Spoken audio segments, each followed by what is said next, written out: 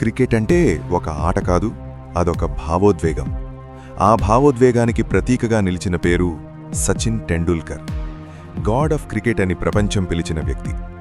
లక్షలాది అభిమానుల హృదయాల్లో దేవుడిలా నిలిచిపోయాడు. కానీ ఈ లెజెండ్ ప్రయాణం ఎలా ప్రారంభమైంది? 1973 ఏప్రిల్ 24 ముంబైలో ఒక బాలుడు జన్మించాడు. చిన్నప్పట్నుంచే క్రికెట్ అంటే అమితమైన ఇష్టం. అతని జీవితాన్ని మార్చిన వ్యక్తి రామకాంత్ అచ్రేకర్. అతని కోచింగ్తో సచిన్ క్రమంగా ఒక గొప్ప ఆటగాడిగా ఎదగడం ప్రారంభించాడు. చిన్న వయసులోనే సచిన్ తన ప్రతిభను చూపించాడు. పాఠశాల మ్యాచుల్లో అతను చేసిన సెంచరీలు అందరినీ ఆశ్చర్యపరిచాయి. ఒక మ్యాచ్లో 664 పరుగుల భాగస్వామ్యం చరిత్రలో నిలిచిపోయింది.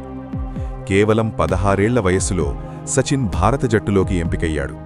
ఇండియా నేషనల్ క్రికెట్ టీం కోసం పాకిస్తాన్పై డెబ్యూ చేశాడు. బౌలర్లకు ఎదురొడ్డి ధైర్యంగా ఆడిన అతని ఆట ప్రపంచాన్ని ఆకట్టుకుంది. 1990లలో సచిన్ క్రికెట్ ప్రపంచాన్ని ఏలడం ప్రారంభించాడు. వివిధ దేశాల్లో అతను చేసిన సెంచరీలు అతన్ని స్టార్గా మార్చాయి. ప్రతి మ్యాచ్లో ప్రజలు అతని ఆట కోసం ఎదురుచూసేవారు. సచిన్ సాధించిన రికార్డులు అసాధారణం. 100 అంతర్జాతీయ సెంచరీలు, 200 టెస్ట్ మ్యాచ్లు. అతని పేరు క్రికెట్ చరిత్రలో శాశ్వతంగా నిలిచిపోయింది. ప్రతి గొప్ప ప్రయాణంలో సవాళ్లుంటాయి, గాయాలు, ఫామ్ సమస్యలు.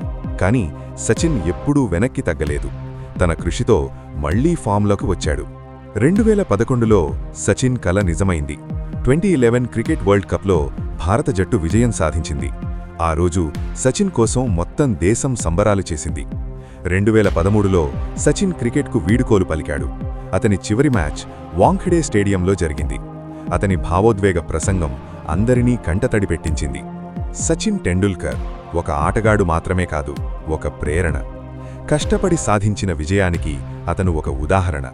అందుకే ప్రపంచం అతన్ని గాడ్ ఆఫ్ క్రికెట్ అని పిలిచింది.